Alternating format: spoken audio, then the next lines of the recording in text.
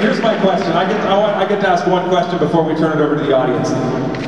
You're a leading member of one of the best ensembles ever in the history of TV and film, and you're somebody who's been able to capture that magic as a director as well. As an audience member and as a fan myself, I feel like there are several more films worth of stories that I want to hear from these characters and their journeys. What's the likelihood that we'll get to see some more Next Generation?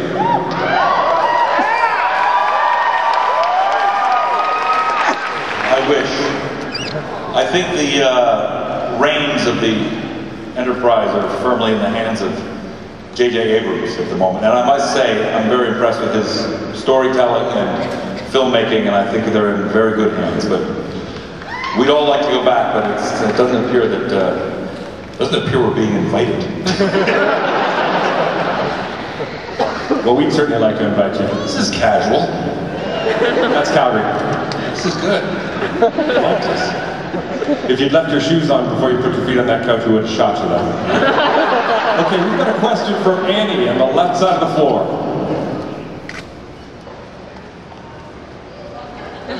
It's Dr. Crusher. I'd know her anywhere. Why did you change your name from Cheryl to Gates McFadden?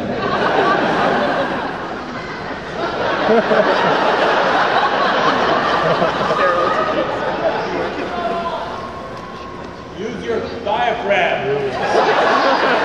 If you speak to me, I'll repeat the question.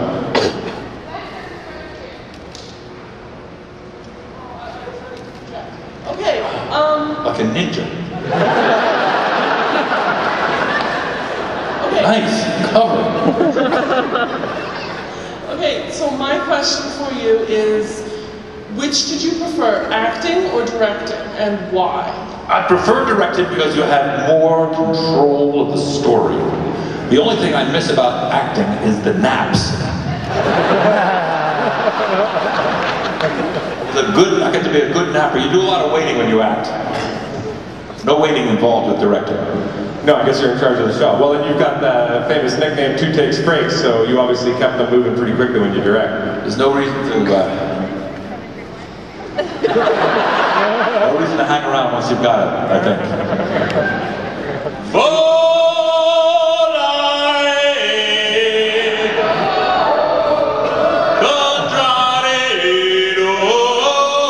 Okay, we got a question from Daniel, high on the left side. That's right. This is good, I like it here. Watch this, we got to run up to Daniel. Hey, Daniel.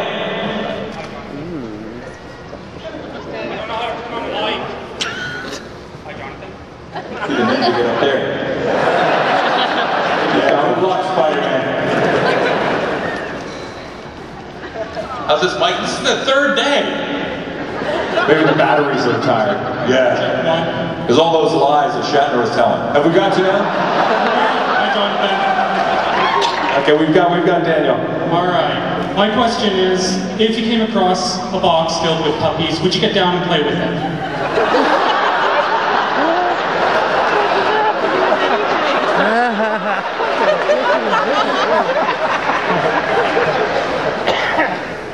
It depends who was watching.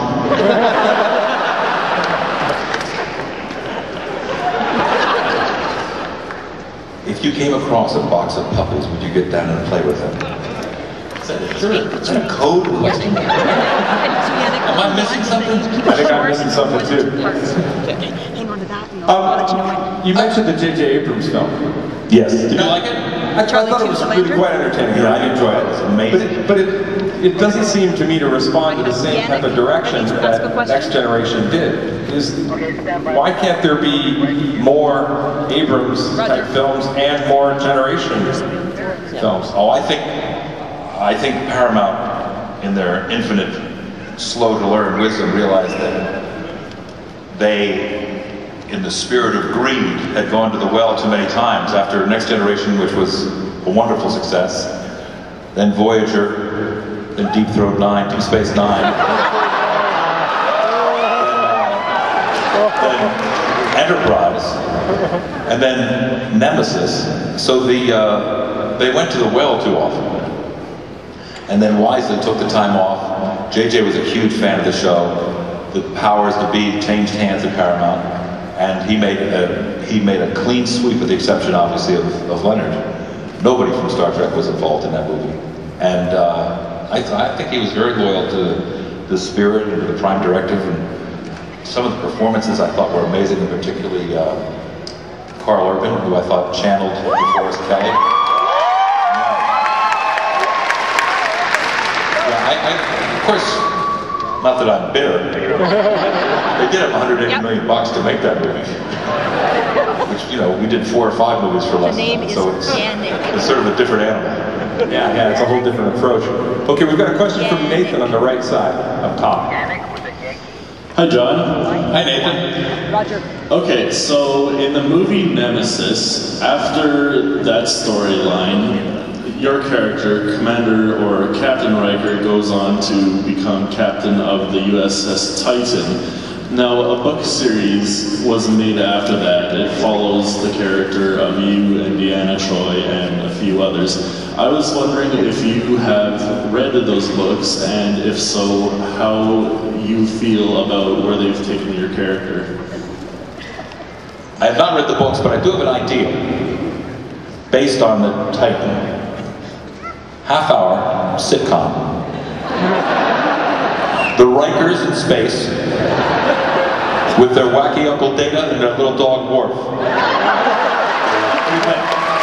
As long as there's hijinks involved, I think I'm on board.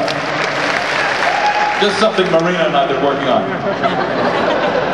Okay, we've got a question from Ted on the floor.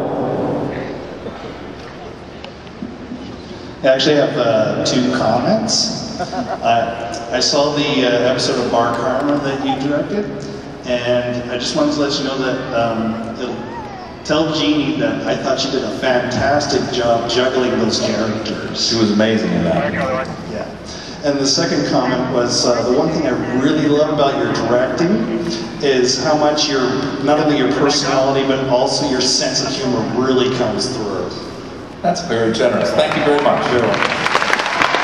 Let's have him back. Okay, we've got Janet in the left bowl. In the left goal? Bowl. B bowl. The left bowl. The rumor goes that you fell in love with your wife during the casting of North and South. It sounds too good to be true. Would you comment?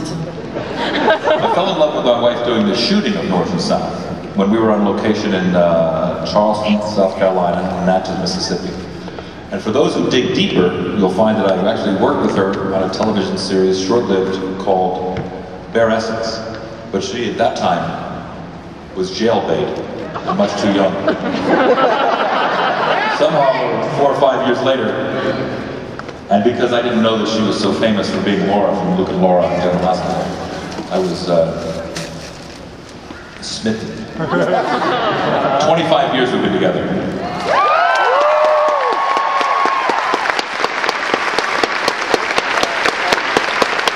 Well, just as a note that I know, it's Father's Day, and I don't know if a lot of people know, but Jonathan actually turned down work and chose to take time when he first became a father, so happy Father's Day to you as well, sir. Are you a father? Happy Father's Day. Thank you very much. This is my gift, getting to be here talking to you. Here we're both working on Father's Day. Gypsies. I got my daughter passes. I got texts from my kids. We've got Aurora on the floor near the back. You've got Aurora on the floor on her back? Hey, we're gonna have to take that white hat back if you don't want it.